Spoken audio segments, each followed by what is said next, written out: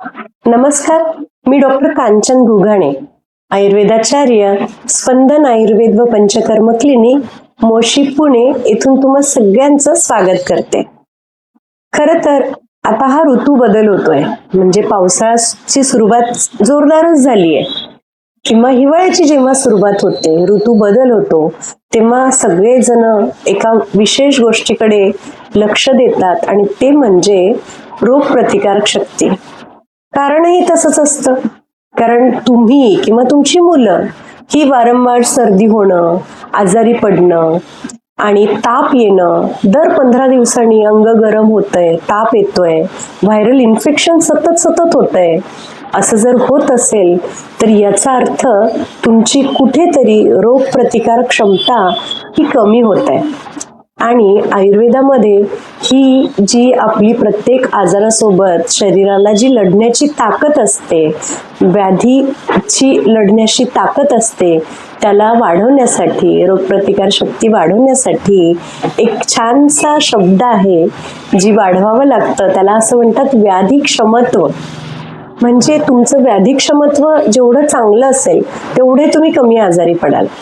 आजच्या या व्हिडिओमध्ये आपण जाणून घेणार आहोत हे व्याधी क्षमत्व कसं वाढवायचं. तर सगळ्यात पहिले आपल्याला हे जाणून घ्यावं लागेल की आपण आजारी का पडतो. खरं तर महत्वाची 4च गोष्टी असतात. सगळ्यात पहिले म्हणजे चुकीचा आहार.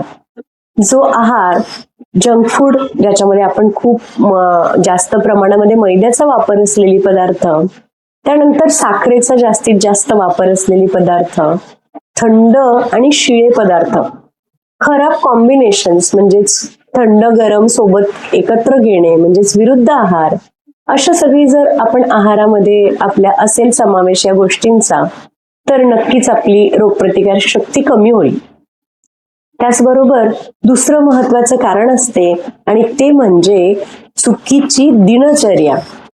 म्हणजेच काय की रात्री खूप उशिरापर्यंत जागरण करणं, सकाळी लेट उठणं आणि त्यानंतर आपल्या दिवसाची सुरुवात जी आहे ही कुठल्या तरी एक कॅफेन ड्रिंकनी सुरू करणं, म्हणजेच चहा, coffee, black tea, black coffee, what ever, काही का असेना, पण आहे तर कॅफेनच ना.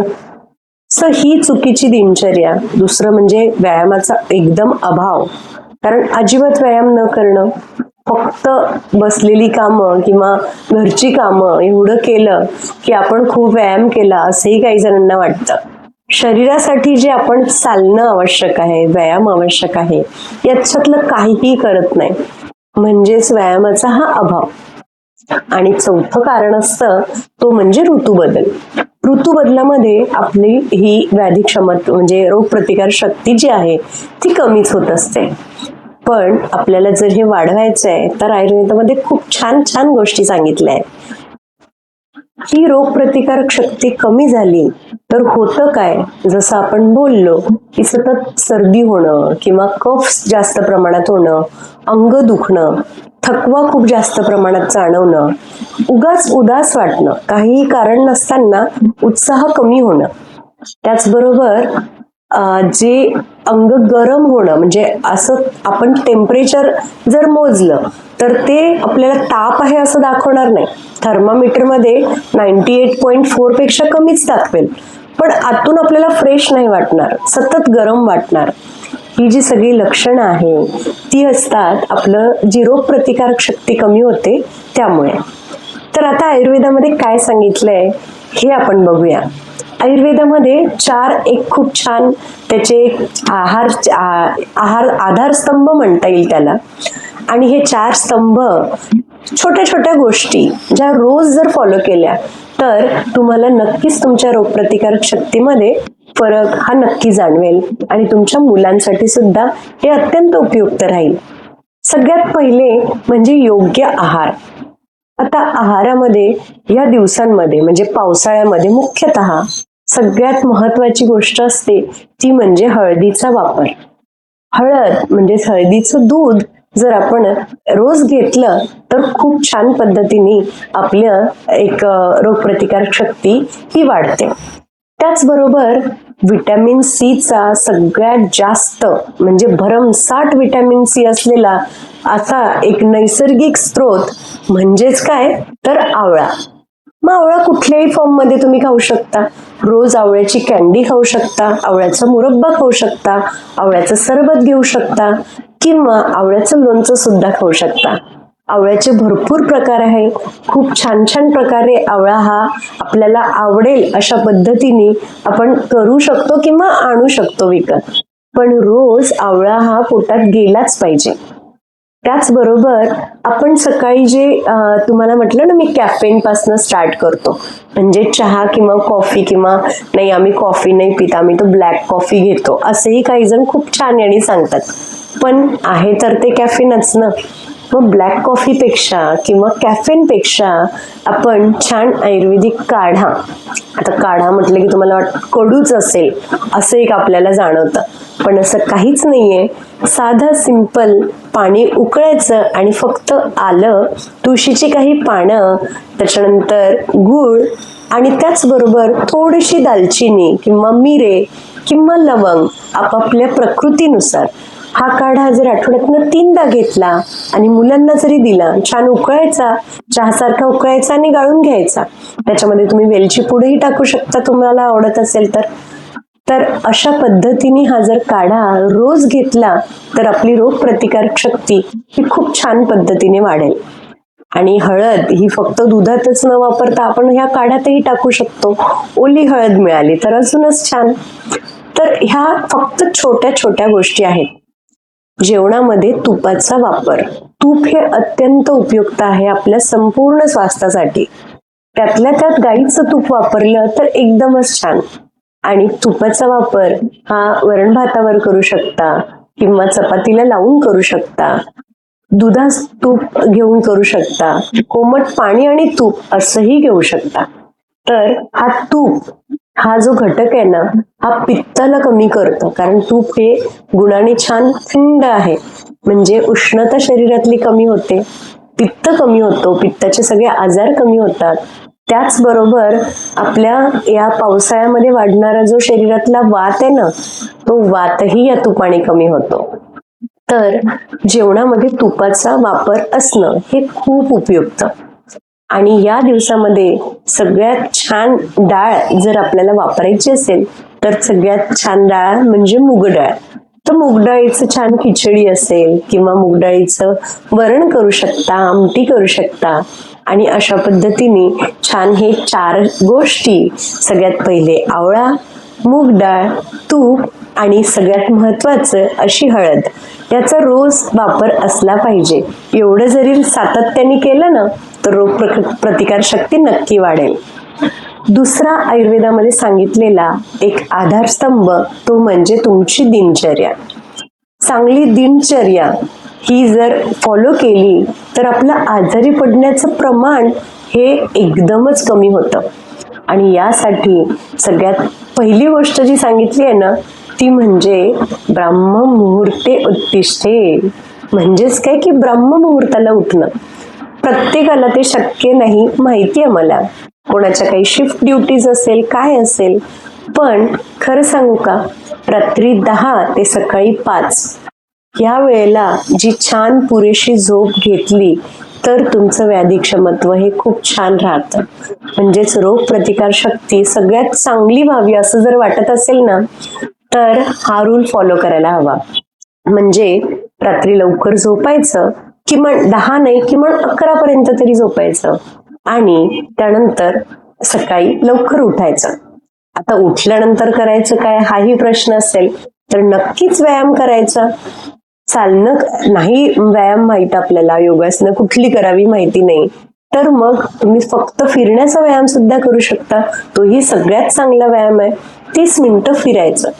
म्हणजेच नियमितपणे जर आपण व्यायाम केला तर आपली रोगप्रतिकार शक्ती ही नक्कीच चांगली राहील. त्याचबरोबर तिसरा आधारस्तंभ म्हणजे आयुर्वेदामध्ये सांगितली आहे ती म्हणजे रसायन चिकित्सा. रसायन म्हणजे काय की काही औषधी द्रव्य किंवा काही पदार्थ जर आपण रोज ती घेतली तर तुमचा रोगप्रतिकार शक्ती ही खूप छान वाढेल, तुमचं बल वाढेल, तुमचा अग्नी छान होईल, म्हणजे तुम्हाला भूक चांगली लागेल आणि त्याचबरोबर खूप छान पद्धतीने हे तुमची लाईफस्टाईल जी आहे त्याच्यामध्ये चेंजेस दिसतील. तर या रसायनमध्ये सगळ्यात महत्त्वाचे ह्या 4च गोष्टी मी तुम्हाला सांगते ज्या तुमच्या लक्षात राहतील. सगळ्यात पहिले म्हणजे च्यवनप्राश.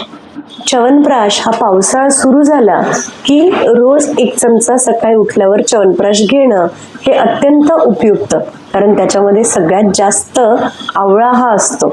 त्यामुळे साहजिकच जो आपण आजारांशी लढण्यासाठी जे आपल्याला अँटीबॉडीज तयार होणं किंवा अँटीबायोटिक्सचा जो शरीरावर विचित्र परिणाम एक होतो तोही कमी करणं आणि आतून शरीराला बल देणं याचं कार्य जे आहे हे च्यवनप्राश करतं. तर च्यवनप्राश हे सगळ्यात छान. दुसरं म्हणजे गुळवेल म्हणजेच गुडूची. गुळवेलीचा वेल हा खूप जणांना माहिती असेल, कारण असा हार्ट शेप छान पानं राहतात त्याची. नागवेलीच्या पाण्यासारखीच पानं दिसतात आपल्याला दिसायला, पण त्याच्या ज्या काड्या असतात ना त्या खूपच छान. म्हणजे रोज जर आपण आपल्या छोट्याशा बाल्कनीमध्ये म्हणा किंवा घरासमोर एक तो वेल लावला आणि त्याच्या जे काड्या निघतात त्या काड्यांचा तुम्ही काढा जरी घेतला तर खूप छान पद्धतीने तुमची इम्युनिटी वाढेल. तिसरं महत्वाचं जो आवळा जो मी तुम्हाला सांगितलंच आहे. आणि चौथा म्हणजेच आपल्याला सगळ्यात जास्त बल वाढवणारं औषध म्हणजे अश्वगंधा. अश्वगंधाचं चूर्ण हे इझिली अवेलेबल असतं. ते चूर्ण तुम्ही घेऊ शकता किंवा अश्वगंधाच्या टॅबलेटही घेऊ शकता. कुठल्याही प्रकारे घेतलं तरी चालेल, पण बल वाढवण्यासाठी अश्वगंधा एकदमच छान आहे. तर ही झालं तिसरा आधारस्तंभ रसायन चिकित्सा. या 4 पैकी कुठलाही वापर तुम्ही करू शकता.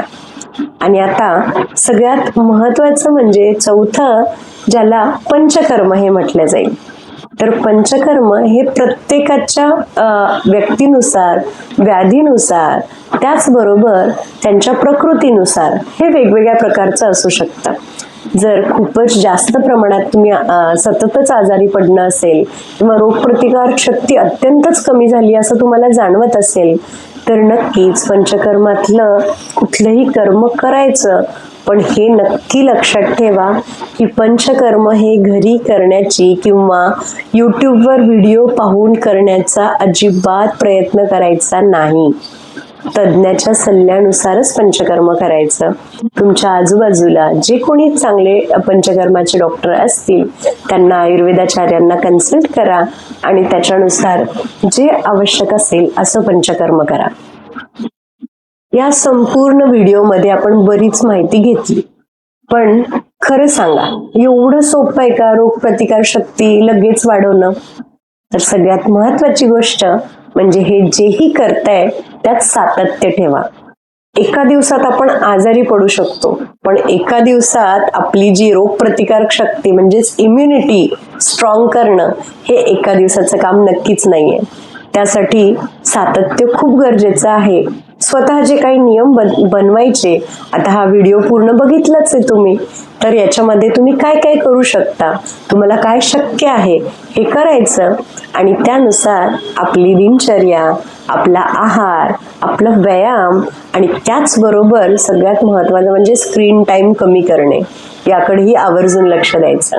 आणि या सगळ्या गोष्टीतनं तुमची रोगप्रतिकार शक्ती ही नक्की वाढेल हा मला तर पूर्ण विश्वास आहे. तुम्ही सुद्धा करून बघा आणि कमेंटमध्ये लिहा इम्युनिटी. जर हा व्हिडिओ तुम्हाला नक्की आवडला असेल किंवा असं वाटलं असेल की अरे आपल्या मित्राला किंवा मैत्रिणीला किंवा नातेवाईकाला याची गरज आहे, तर लाईक करायला, शेअर करायला आणि सबस्क्राईब करायला विसरू नका. Thank you so much. अशीच नवीन नवीन व्हिडिओ बघत राहा. जाणून घेऊ आपण Ayurveda vibes with doctor Kanchan या चॅनलमध्ये. Thank you so much.